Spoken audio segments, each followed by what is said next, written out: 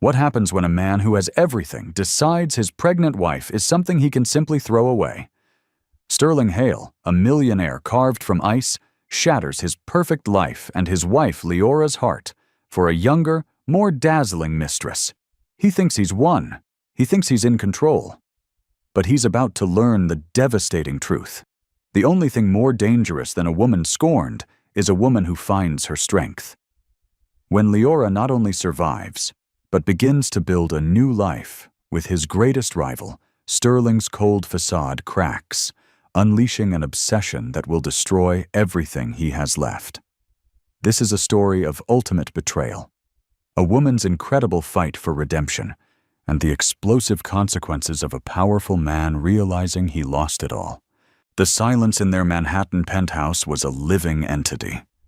It breathed in the sterile air, circulated by a system Leora had once marveled at, and now found suffocating. It clung to the vast panes of glass that overlooked Central Park, a sprawling carpet of green that felt 1,000,000 miles away. For 3 weeks, this silence had been her primary companion, a more constant presence than her husband, Sterling Hale. At 34, Sterling was a titan of industry, a man who didn't just walk into rooms but conquered them. His face, a collection of sharp, handsome angles, was a mask of cool calculation that had graced the covers of Forbes and Fortune. He moved with the predatory grace of a man who had never been told no. When he had first turned his intense, cobalt blue eyes on Leora Quinn, a quiet art historian with a love for dusty books and impressionist light, she had felt like the most seen woman in the world. He had pursued her with a singular focus that she mistook for devotion. It was only after the wedding, after her signature was on the prenuptial agreement his lawyers had called a formality, that she realized it wasn't devotion. It was acquisition.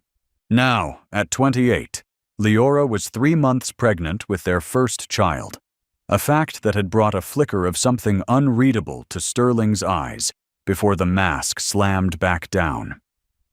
She had hoped it would bridge the chasm that had been widening between them. A silent, creeping abyss filled with late nights he explained away as board meetings, and a chill in their bed that had nothing to do with the thermostat. He entered the living area, his custom-made Italian shoes making no sound on the polished marble floor. He had already showered and changed from his workday armor into a cashmere sweater that probably cost more than her first car. He didn't look at her, instead walking to the floor-to-ceiling wine fridge. "We need to talk, Leora." His voice was calm, measured, the voice he used when closing a hostile takeover. Leora's hand went instinctively to her still flat stomach. A knot of ice formed in her chest. "I tried to talk to you last night, Sterling. You came in after I was asleep. I was busy." He selected a bottle of sparkling water, twisting the cap with a sharp crack that made her flinch. He still hadn't turned to face her. "This isn't working." The 4 words hung in the air, brutally simple. Leora's heart hammered against her ribs, a frantic bird trapped in a cage. What isn't working? The schedule? I can have dinner ready later, I just thought—" "Us." He finally turned, his eyes holding hers. There was no anger, no sadness, just a profound, terrifying emptiness. This marriage, it's run its course. The breath left her body in a painful rush. "What are you talking about? Sterling, I'm pregnant." Her voice was a whisper, a desperate plea for him to remember, to care. "I'm aware," he said, taking a sip of water. "Arrangements will be made. The child will be well taken care of, obviously. You will be too. I'm not a monster." The detached cruelty of it was more painful than any screaming match could have been. He was divesting, cutting his losses. She was a failed investment. "A monster," she echoed, a hysterical laugh bubbling in her throat. "You're talking about our baby, our marriage, like it's a line item on a balance sheet. There's someone else, isn't there?" For the first time, a flicker of annoyance crossed his features. "Her name is Vivienne, and yes, it's serious. Vivienne Frost." The name hit Leora with the force of a physical blow. A 24-year-old Instagram model and socialite she'd seen plastered on gossip sites, often at the same charity galas Sterling attended alone. Leora had told herself it was nothing. Sterling had assured her it was nothing. The casual way he said her name now, the possessive finality of "it's serious," told Leora it had been everything. "So that's it?" Leora stood up, her legs trembling. "You bring this girl into our lives and I'm just supposed to disappear? With your child inside me?" "I would prefer a lack of drama," Sterling said, his voice dropping to a warning tone. "My lawyers will be in touch with you tomorrow. They've drawn up a generous severance package. Consider it a bonus for your time with the company." He actually used those words. Severance package. The insult was so profound, so dehumanizing, it snapped something inside her. The fear receded, replaced by a surge of white-hot rage. "The company? Is that what I was to you, Sterling? An employee of Hale Holdings? You were my wife. The position is no longer available." He set the water bottle down on the marble countertop with a sharp click. "I've arranged for you to stay at the plaza for a few weeks, until you find a more permanent arrangement. Vivienne will be moving in this weekend. It's best if you're gone by tomorrow evening."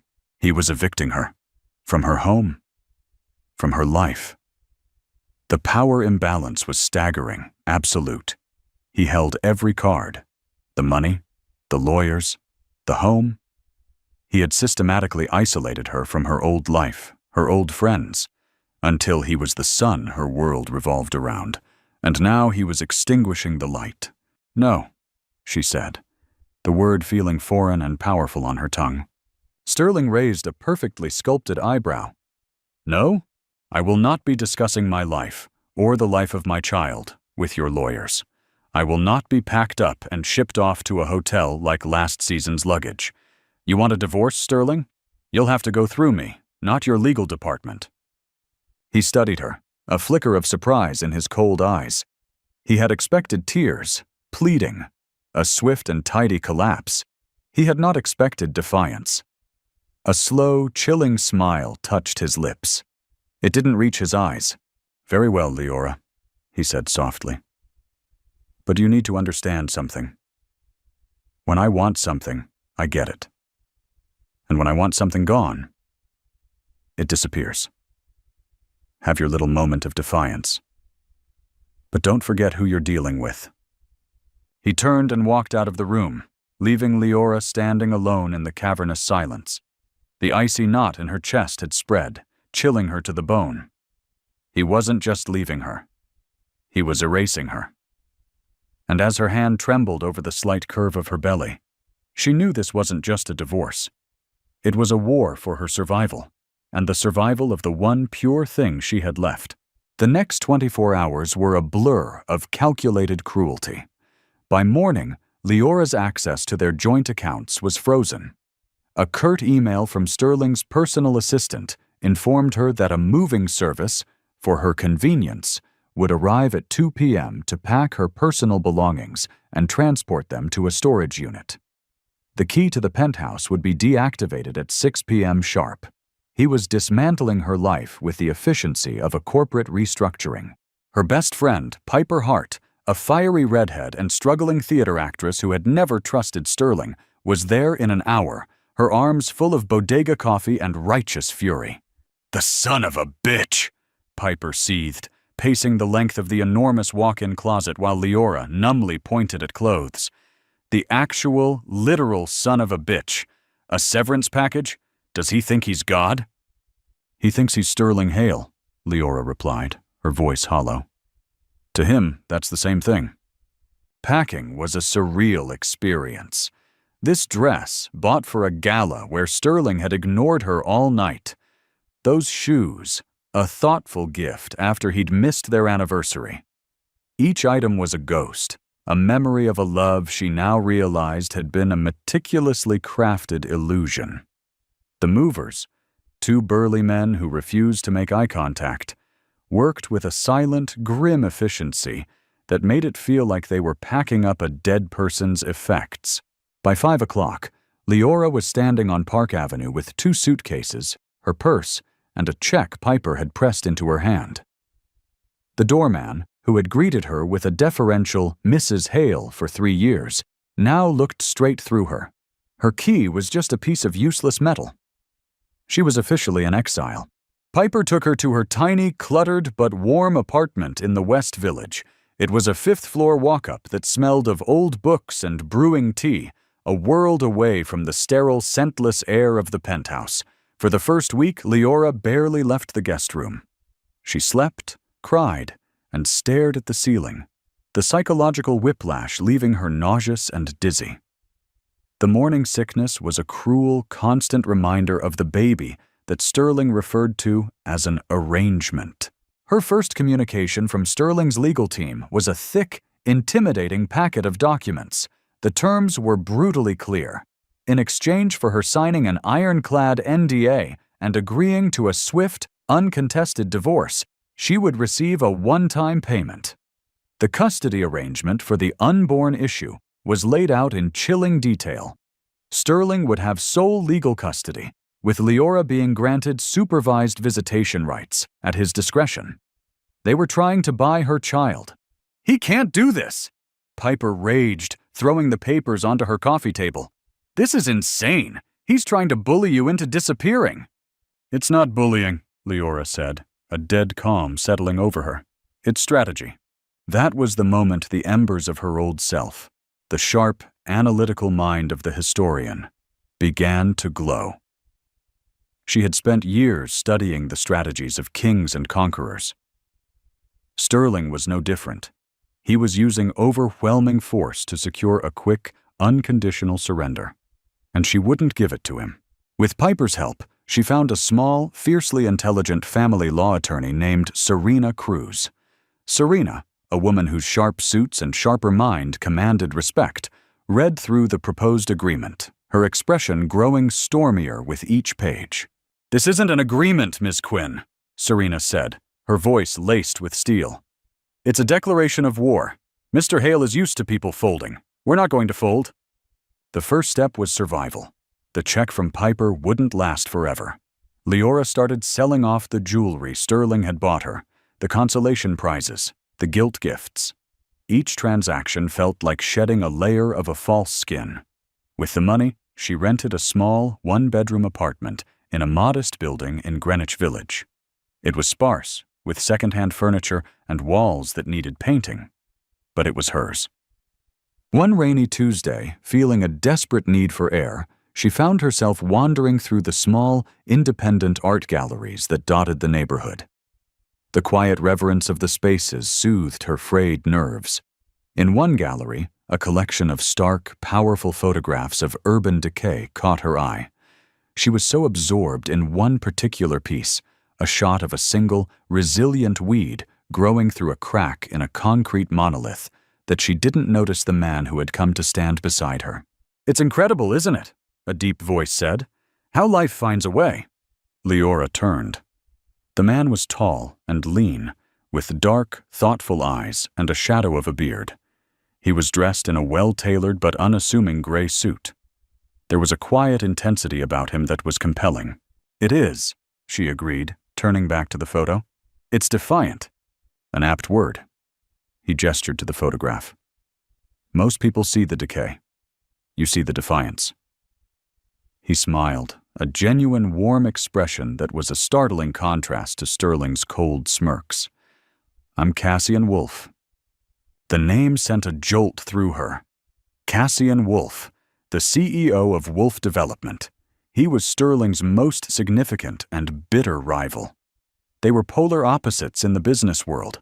Sterling was known for hostile takeovers and ruthless downsizing. Wolfe was known for sustainable projects and a reputation for integrity. Their enmity was the stuff of financial legend. Sterling despised him with a passion that bordered on pathological. Leora's guard went up instantly. Was this a coincidence? "Leora Quinn," she said, her tone cooler than she intended. Cassian's eyes widened in recognition. It wasn't her name he recognized. but her face. He had seen her in photos, on Sterling Hale's arm. The ghost of a pained expression crossed his face. He knew who she was, and likely, what had happened. The New York elite gossip mill was ruthlessly efficient. "I'm sorry," he said, his voice soft with what sounded like genuine sympathy. "For what it's worth. I've seen his work up close. No one deserves that." Leora bristled. She didn't want his pity. "I don't know what you mean." He didn't push. He simply nodded, his gaze returning to the photograph. "Well, Ms. Quinn, it was a pleasure to meet you." He gave her another small, respectful smile and walked away, leaving Leora with a strange mix of suspicion and an unwelcome flicker of warmth. He hadn't been predatory or invasive. He had been kind. Meanwhile, Sterling was discovering that his life with Vivian was not the seamless upgrade he had anticipated. The penthouse, once a silent sanctuary of his control, was now filled with the chaos of Vivian's world. Her friends, vapid and loud, were a constant presence. The silence he craved was replaced by the incessant clicking of her phone's camera as she documented every moment of her new, luxurious life for her followers. She was beautiful, exciting, and completely enthralled by him. But he found her adoration cloying, her conversation shallow. He'd won, but the prize felt hollow. He had expected Leora to crumble, to take the money and vanish, a footnote in his biography. Instead, his lawyers reported that she had retained counsel. She was fighting back. He would see paparazzi shots of her, looking pale and thin but undeniably resolute, walking into a lawyer's office. One evening, a photo from a society blog popped up on his feed. It was from the gallery opening. A candid shot showed Leora, her hand resting on her pregnant belly, talking to Cassian Wolfe. They weren't touching, weren't even standing particularly close, but they were sharing a space, a moment. A sickening, unfamiliar emotion coiled in Sterling's gut. It was hot, acidic, and tasted like poison. It was jealousy. It was possession. How dare she? How dare he?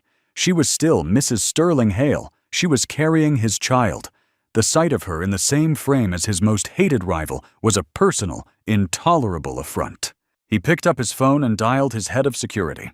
"I want to know everything about her new life," he commanded, his voice a low growl. "Where she goes, who she sees, everything. And I want leverage on Wolfe. Find it. I don't care what it takes." He had tried to erase her with indifference. Now, he would erase her with his power. The game had changed. It was no longer about a quiet divorce. It was about utter, complete destruction. Life in the village was a study in contrasts for Leora. The loss of immense wealth was less jarring than the return of autonomy. She learned the rhythms of the subway, the names of the grocers at the local market, the simple joy of buying a coffee without it being charged to a faceless corporate account.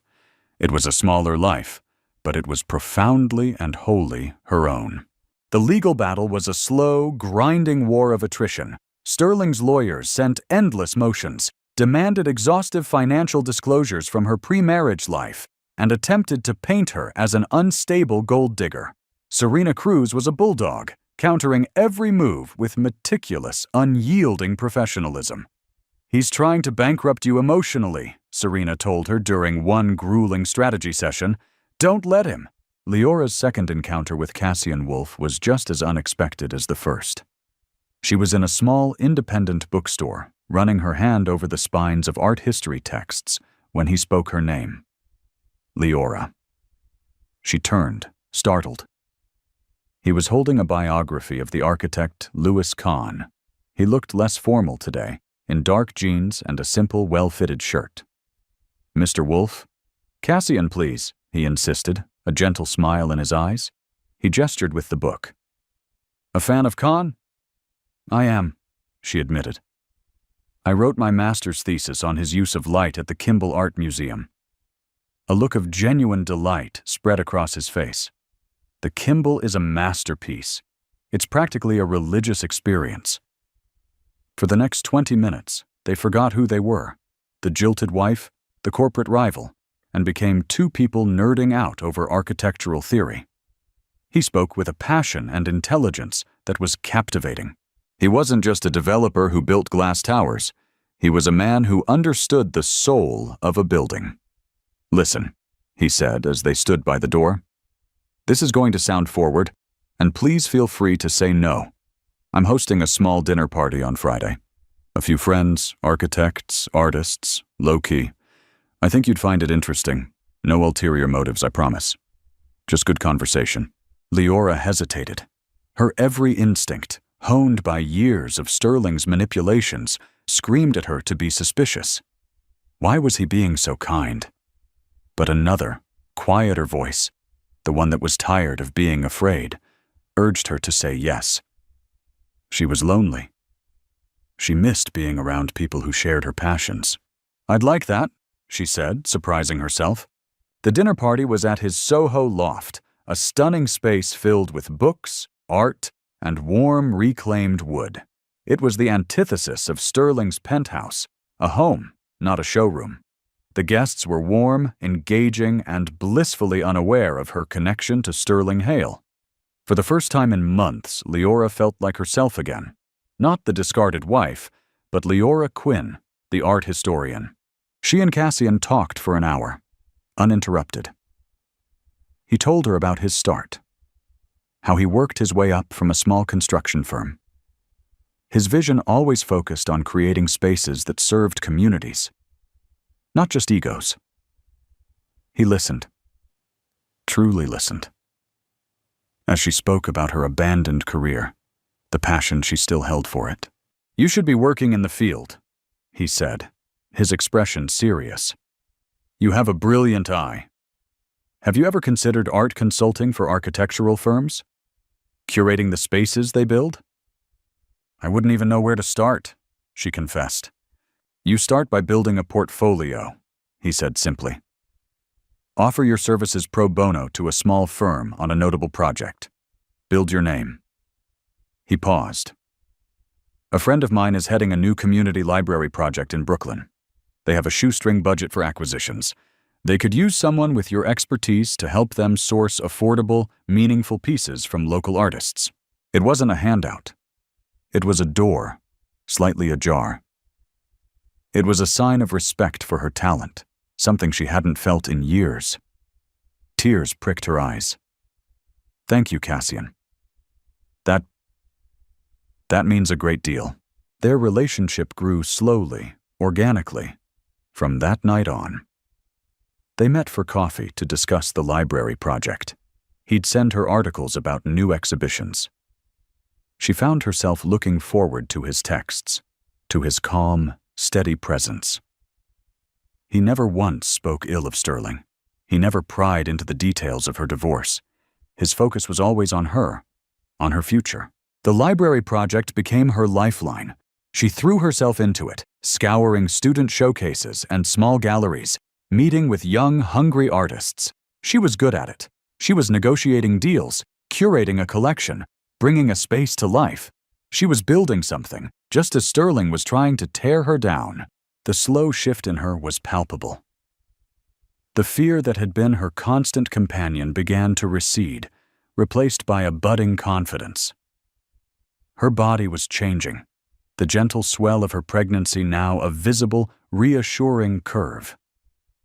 She was creating life in more ways than one. Sterling, accustomed to hourly updates from his security team, watched this evolution with a mounting sense of rage.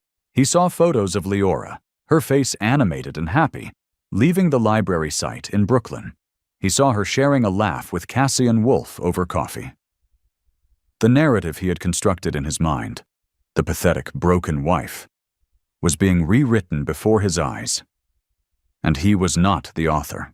His obsession, once a cold, calculated strategy, was becoming a hot, consuming fire. He saw Cassian not just as a business rival, but as a thief, stealing what was rightfully his. Not Leora the woman, but the idea of her, the mother of his heir, a Hale possession. Seeing her thrive without him, and worse, with the help of Wolf, was an intolerable narcissistic injury. The legal tactics escalated. His lawyers filed a motion for an emergency hearing, claiming Leora's unstable living situation and questionable associations posed a risk to the fetus. It was a thinly veiled attack on her friendship with Cassian. Sterling's life with Vivian was deteriorating rapidly. Her constant need for public validation grated on him. He'd come home seeking sanctuary and find her in the middle of a live stream, pouting for her followers. One evening, she confronted him, her voice shrill. "People are talking, Sterling. They're posting pictures of her with him. It's humiliating. Why haven't you crushed her yet? You promised you'd handle it." "I am handling it," he bit out, the pressure in his skull building. "It doesn't look like it," she cried. "It looks like she's winning. And you look weak." The word weak struck a nerve deep in his soul, the one place his father's corrosive voice still echoed. He looked at Vivian, at her perfectly constructed face, and for the first time, he felt nothing but contempt. He had traded a diamond for a piece of glitter, and the glitter was starting to look cheap. He walked out, leaving her sputtering in a cloud of expensive perfume. He drove aimlessly through the city, the rage and confusion churning within him. He ended up parked across the street from Leora's modest apartment building. The lights were on in her window. He imagined her in there, her life moving on, this new person growing inside her.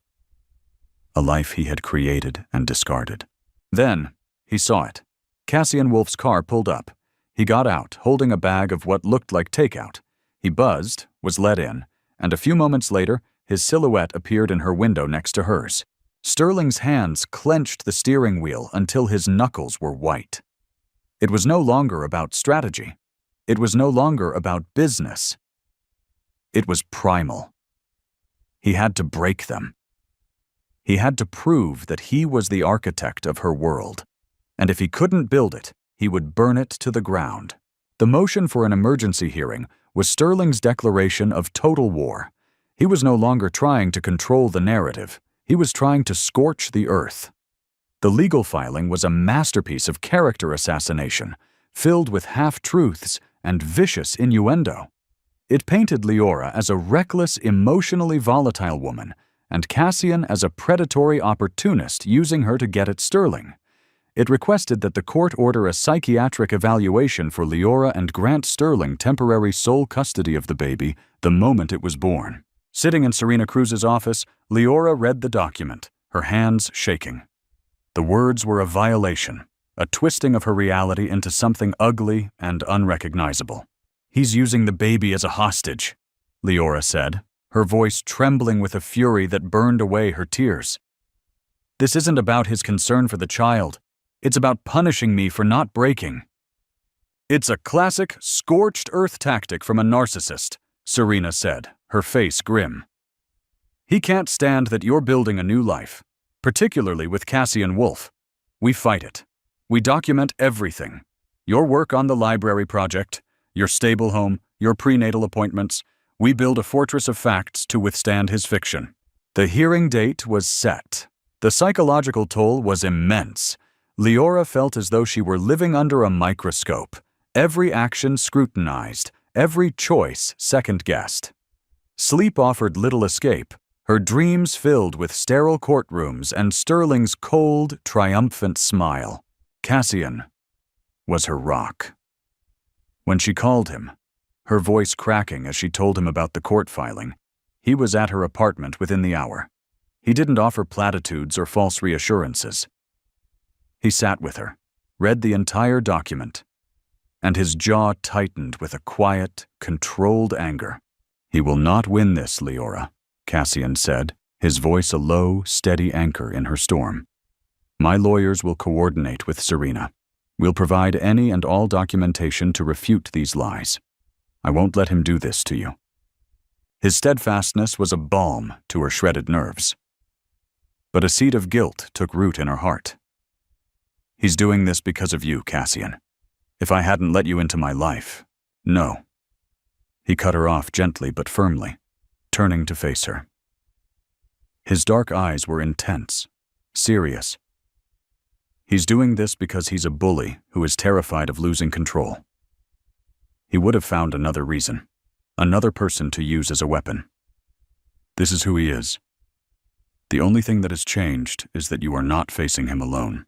In that moment, the unspoken thing between them shifted. The slow burn of friendship, of mutual respect, finally caught fire. He reached out, his hand covering hers.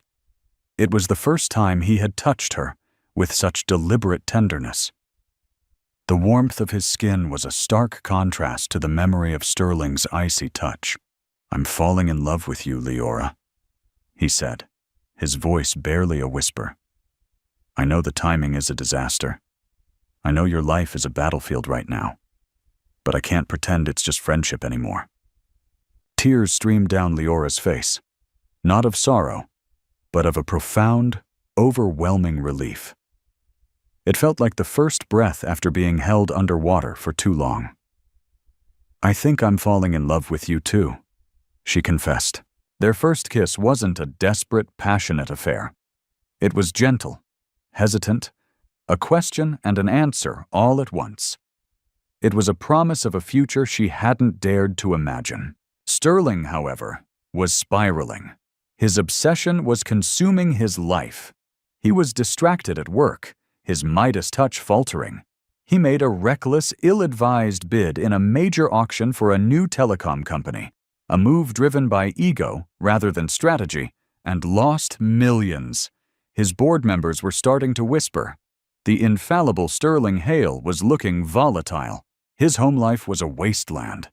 Vivian, seeing her dream life and Sterling's attention slipping away, grew more desperate. She alternated between screaming accusations and pathetic attempts to reignite his passion. She would dress in lingerie he'd once found exciting, and he would look straight through her, his mind miles away, parked on a street in Greenwich Village. "What does she have that I don't?" She shrieked at him one night, after he'd spent an hour silently staring at his phone, a private investigator's photo of Leora and Cassian leaving a restaurant on the screen. "Nothing," Sterling snapped, the lie tasting like ash in his mouth. But it was a lie. Leora had a quiet strength he had mistaken for weakness. She had a resilience he couldn't break. She had a core of integrity that made Vivian's desperate machinations look tawdry and cheap. Leora had been real, and he had thrown her away for this performance. Vivian's fear and jealousy curdled into something venomous. She saw Leora not just as a rival for Sterling's affection, but as the wrecking ball to her carefully constructed future. If Sterling's empire crumbled, so did she. She had clawed her way out of a destitute background she hid from everyone, and she would not go back.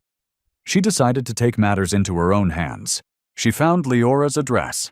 One afternoon, she appeared at the door of the Greenwich Village apartment, dressed in a staggeringly expensive outfit, her face a mask of false concern. Leora opened the door, her heart sinking. "Vivian, what do you want?" "I'm worried about you, Leora," Vivian began, her voice dripping with manufactured sympathy. "And I'm worried about Sterling.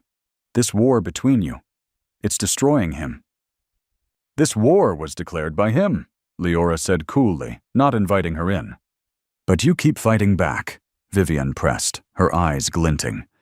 "You and Cassian Wolf. Do you have any idea what you're doing? You're making Sterling look weak, and that's the one thing he can't tolerate. He'll ruin you.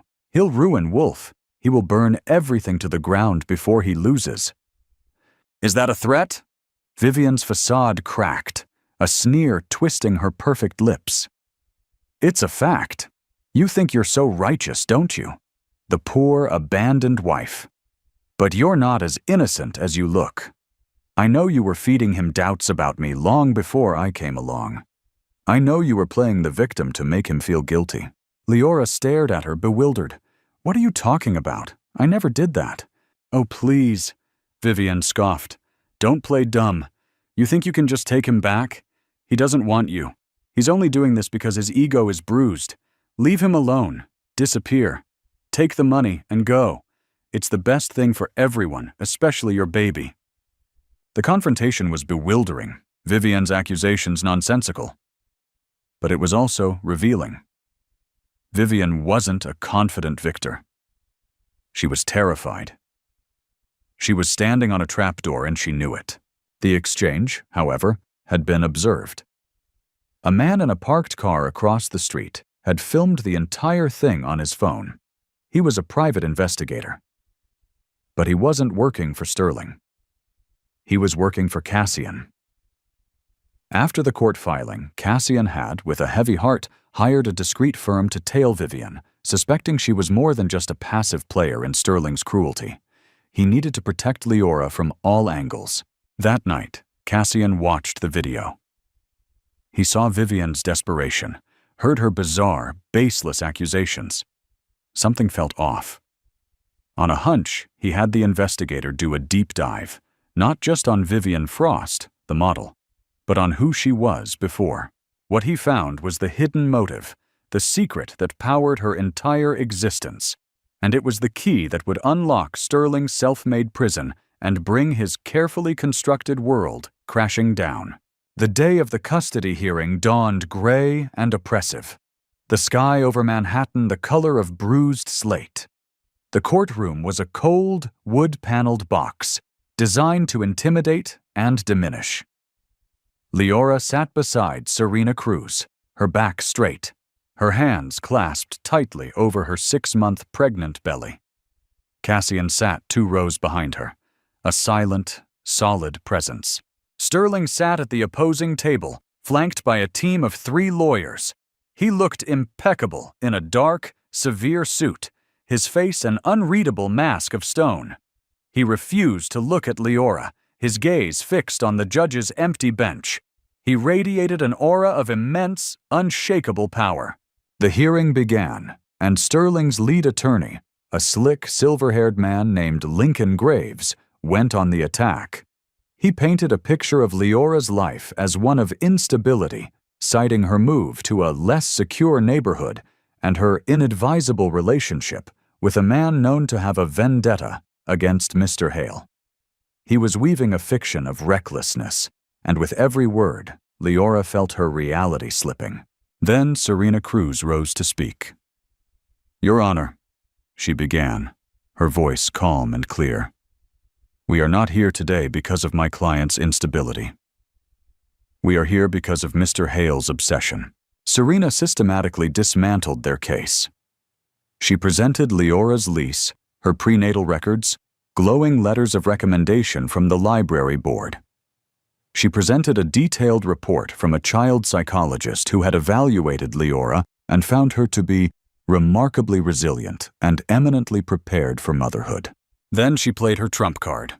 "Your Honor, the petitioner claims my client's association with Mr. Cassian Wolfe is a source of instability. I would argue it is Mr. Hale's reaction to this friendship that is the real cause for concern." She turned to Sterling's table. "Mr. Graves, is your client aware that his companion, Miss Vivian Frost, paid a visit to my client's home 2 days ago?" A flicker of surprise in Sterling's eyes. He shot a glance at Vivian, who sat in the front row, suddenly pale. "And is he aware," Serena continued, her voice rising, "that Miss Frost threatened my client? We have a sworn affidavit from a witness." Graves objected. But the judge, her interest piqued, allowed it. The mood in the courtroom shifted. The first crack appeared in Sterling's monolithic facade. But Cassian knew this wasn't enough. Sterling could dismiss Vivian's actions as those of a jealous woman. He had to detonate the truth. During a short recess, he approached Serena and Leora, his face grim. He held a thin file. "There's something you both need to see," he said. "It explains everything." He laid out the findings of his investigator. Vivian Frost was born Vera Kosloff.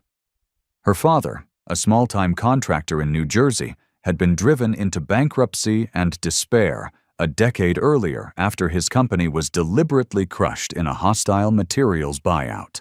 The man who orchestrated that buyout, who saw a tiny competitor and decided to extinguish it for sport was a young, ruthlessly ambitious Sterling Hale. Vera's father had taken his own life 6 months later. Leora gasped, her hand flying to her mouth. It wasn't a coincidence. It was a long-con revenge plot. She didn't just meet Sterling at a gala, Cassian explained, his voice low and urgent. She targeted him. She studied him. She spent 2 years maneuvering herself into his orbit. She learned his weaknesses, his ego, his rivalry with me. She likely fed him lies about you, Leora, fanning the flames of his insecurity to push him into her arms. This was never about love. It was about vengeance. She wanted to become his wife, secure her future, and then destroy him from the inside, just as he destroyed her family. The pieces clicked into place with sickening clarity. Vivian's bizarre accusations, her desperation, her intimate knowledge of how to manipulate Sterling's ego. Sterling, returning to the courtroom, saw the three of them huddled together, saw the file in Cassian's hand, and a cold dread, an emotion he hadn't felt since childhood, began to seep into his bones. When the hearing resumed, Serena Cruz requested permission to call a surprise witness to the stand, Vivian Frost. Panic flared in Vivian's eyes. She tried to refuse, but the judge, her curiosity now fully engaged, compelled her. On the stand, under Serena's razor-sharp questioning, Vivian's composure crumbled. The lies unraveled. When Serena produced a copy of her father's bankruptcy filing, with Sterling's signature on the acquisition papers, Vivian broke completely. "He deserved it," she sobbed, the words tearing out of her, raw and full of a decade of hate. She looked directly at Sterling, her face a mess of tears and smeared mascara. "He took everything from us. He smiled while he ruined my father. I was going to take everything from you, Sterling. Your company, your name, your son. I was going to make you feel what it was like to have nothing." A collective gasp went through the courtroom. Every camera, every eye turned to Sterling. His mask didn't just crack, it shattered. The revelation was a cataclysmic blow.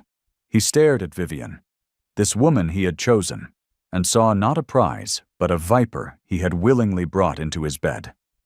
He saw the last year of his life, not as a series of choices he had made, but as a script written by the vengeful daughter of a man he barely remembered ruining.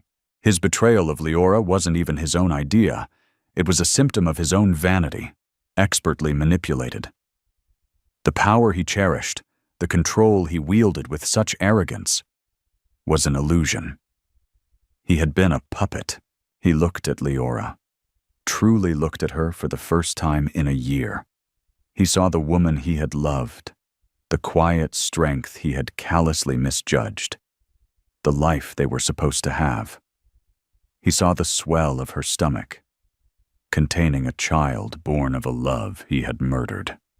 And he saw her sitting next to Cassian Wolfe, a man who had shown her the respect and kindness he had been incapable of.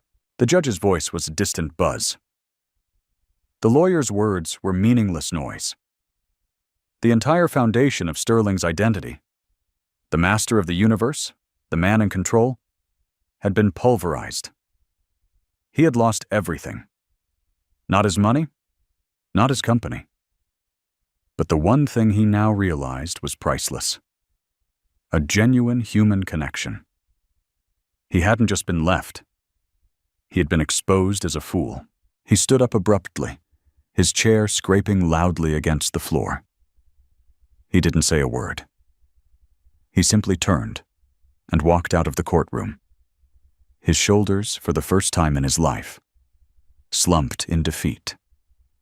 He pushed past the scrum of reporters, his face a ghastly shade of white. He had entered the courtroom as a king demanding his property. He left as a hollow man, haunted by the ruins of a life he had single-handedly and so stupidly destroyed. The reckoning had come, not from a rival or a market crash, but from the ghosts of his own cruelty. The aftermath of the hearing was a quiet implosion. The case was dismissed, Sterling's petitions withdrawn with a terse, one-line email from a junior lawyer at his firm. The story, however, exploded. The tale of the cold millionaire, his vengeful mistress, and the resilient wife became the talk of New York. But for once, the narrative centered not on Sterling's power or Vivian's deceit, but on Leora's quiet dignity. Sterling disappeared from public view. He retreated to his silent penthouse, but the silence was different now. It was no longer a symbol of his control, but a reflection of his emptiness. Vivian was gone, her name and face vanishing as quickly as they had appeared, leaving behind only the wreckage of her long, simmering revenge. Sterling was alone with the shambles of his life. He didn't fight the divorce. The papers were signed without contest. He ceded everything Leora and Serena asked for: full legal and physical custody of the baby to Leora, a generous and unconditional child support trust, and the formal transfer of a significant portion of his liquid assets to her. It wasn't a negotiation. It was penance. 3 months later, Leora gave birth to a healthy baby boy. She named him Phoenix, but called him Nix.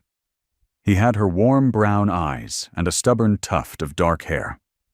Holding him in her arms in the quiet hospital room, Leora felt a sense of peace that was so profound it felt sacred. The war was over. Her new life had begun. Cassian was there. He had been there through the final months of her pregnancy, a quiet, constant source of strength and love. He held Nix with a tenderness that made Leora's heart ache with a fierce, protective joy. Their love story hadn't been forged in ballrooms and candlelit dinners, but in the trenches of a bitter legal war and the shared project of rebuilding a life. It was stronger for it. 6 months after Nix's birth, Leora received an unexpected email. It was from Sterling. It was short, stripped of his usual corporate jargon, and shockingly direct. Leora, I know there are no words that can undo the damage I have done. I was a fool, blinded by an arrogance I mistook for strength. I betrayed you, and I betrayed our son before he was even born. I expect nothing from you. Not forgiveness, not a second chance. But I would like to be a father to Nix. Not a provider, not a name on a trust fund, but a father. I have started therapy. I am trying to understand the man I became, and to become a better one. If you would ever be willing to allow it, I would like to see him. The terms would be entirely yours. Sterling. Leora read the email several times. The old Sterling would have sent a demand through his lawyers. This message was different. It was stripped of ego. It was the sound of a man who had finally hit rock bottom and was beginning the slow, painful climb back up. She talked it over with Cassian. His response was, as always, measured and supportive. Nix deserves a father, he said. If Sterling is truly willing to do the work to be a good one, that's a gift to your son. But the choice is yours, Leora. You're in control now. She agreed to a meeting in a public park on a crisp autumn afternoon. Sterling looked different. He had lost weight. The arrogant swagger was gone, replaced by a hesitant uncertainty. He didn't try to touch Nix at first. He just looked at him, his eyes filled with a universe of regret. That was the beginning of Sterling's redemption. It wasn't a grand cinematic arc. It was a slow, painful, and private process. It was awkward, supervised visits in the park. It was him learning how to hold his son, how to change a diaper, how to exist in a room without trying to command it. He sold the penthouse, moved into a smaller, more human-scale apartment. He stepped down as CEO of Hale Holdings, taking a less public role on the board. He was dismantling the monument he had built to his own ego, stone by stone. He never got Leora back. He never tried. He saw the easy, genuine love between her and Cassian. Saw the stable, happy home they were building for Nix. He understood, with a clarity that was both painful and freeing, that he had forfeited his right to that life. His redemption wasn't about reclaiming what he'd lost, but about honoring it from a distance. It was about becoming a man worthy of being Nix's father. 2 years later, Leora, Cassian, and a laughing, toddling Nix were feeding ducks by the pond in Central Park. It was a perfect Sunday. Leora, now a sought-after art consultant with her own small, successful firm, felt a sense of contentment so deep it was like sunlight warming her from the inside out. Across the pond, partially hidden by a willow tree, Sterling watched them. He wasn't spying. He was just watching. He saw his son, happy and loved. He saw the woman he had thrown away, radiant and thriving. A sharp pang of his colossal loss struck him, as it always did. But this time, it was followed by something else. A quiet sense of gratitude. Gratitude that they were okay. Gratitude that, despite his best efforts to destroy it, this beautiful life existed. He gave a small, sad, accepting smile. He had been a cold millionaire who had lost it all. But in the losing, he had found a sliver of his humanity. It wasn't the ending he would have ever chosen, but it was the one he had earned. He turned and walked away, not a titan of industry, but just a man, finally understanding the true measure of wealth. And so Sterling Hale learned the hardest lesson of all. You can't put a price on a human heart. Leora's journey from the depths of betrayal to a life filled with authentic love and purpose is a powerful reminder that our greatest strength is often forged in our deepest pain. This wasn't just a story about a rich man's downfall. It was about a woman's incredible rise. It shows that true power isn't about control or wealth, but about resilience, forgiveness, and the courage to build a new life from the ashes of the old. If this story of heartbreak, resilience, and redemption moved you, please give this video a like and share it with someone who appreciates a story with real emotional depth. And for more compelling novels and dramatic stories that explore the complexities of the human heart, make sure you subscribe to our channel and hit the notification bell. Thank you for watching.